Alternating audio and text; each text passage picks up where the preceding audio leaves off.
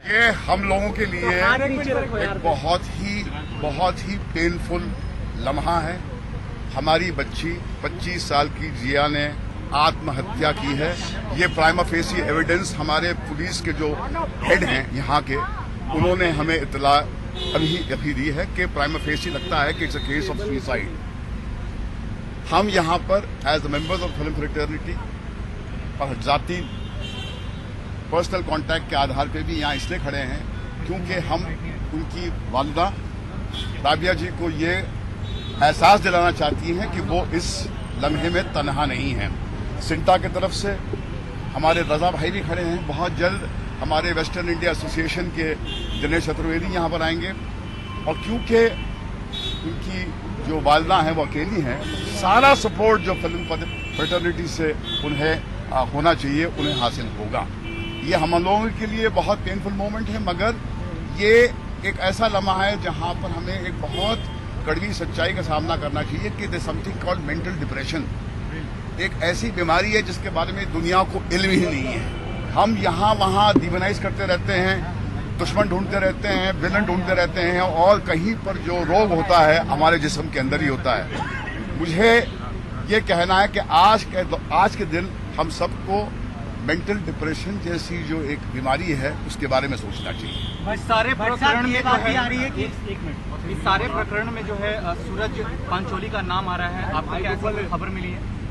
देखिए, इसमें कोई शक नहीं है कि उनका एक प्रेम संबंध था और उनके आपसी रिश्तों में क्या तनाव था वो तो वो जानते हैं, मगर इस वक्त किसी एक व्यक्ति को डिमोनाइज करना और कहना कि उनके कारण ये हुआ है, ये डिस्कोर्स को ट्रिगराइज करता है।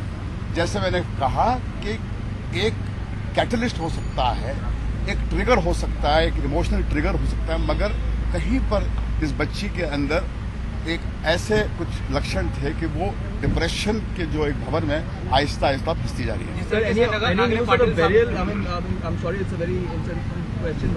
The post-mortem process has concluded. That was told to me by the head of the police of this section, and I am told that they are waiting for some family members to come from the UK. And from my information available to me, the burial will be tomorrow, and that is my information at the moment is. उनकी बहन आ रही हैं शाम की 7 बजे की flight से और कल सुबह जो है लास्ट राइट्स परफॉर्म किए जाएंगे।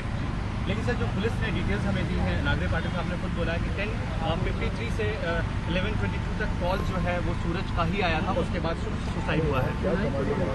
हाँ, इसमें कोई शक नहीं है कि उसके एक प्रेम के संबंध थे और वो लास्ट कॉल 10:53 को आया था, मगर उसके बाद में उसकी बच्ची के जहन में क्या घटा कि उसने अपनी जान ले ली, वो शायद कोई ही समझ पाएगा, क्योंकि वो एक डिप्रेसिव माइंड के अंदर क्या घटता है उसके बारे में आप फैंटेसाइज कर सकते हैं, उसका सही एहसास आपको कभी होगा ही नहीं। आपको लगता है कि फिल्म फ्रेटर्निटी का इतना प्रेशर हो सकता है किसी इंसान के ऊपर कि करियर को आगे ना फिल्में करने के बाद?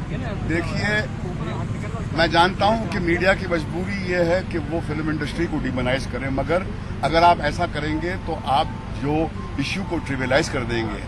हजारों लोग फिल्म इंडस्ट्री में पलते हैं और यहाँ पर जीते हैं, जिंदगी में उतार चढ़ाव आते हैं।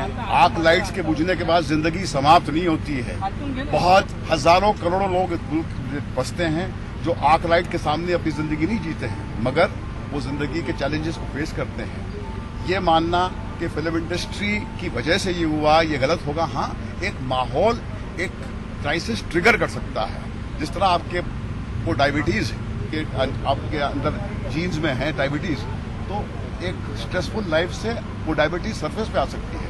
मगर ये कहना कि फिल्म इंडस्ट्री कारण है, ये डिबेट को या इश्यू को ट्रिवियलाइज करते हैं। भट्ट साहब, कभी जिया से आपकी बातचीत हुई या कुछ उन्होंने आपको कभी अपने इस तनाव के बारे में कभी बताया था?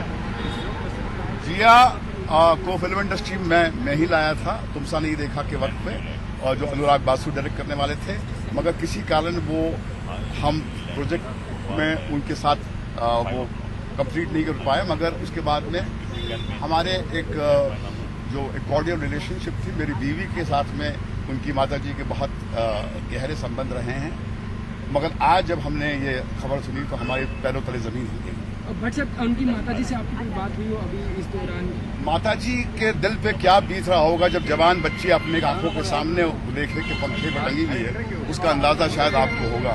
इस वक्त वो इस पोजीशन भी नहीं है कि वो कुछ कह पाए, मगर हमारे और बिरादरी के कुछ लोग आसपास उनके हैं और उनका ख्याल लगातार रखा जा रहा है।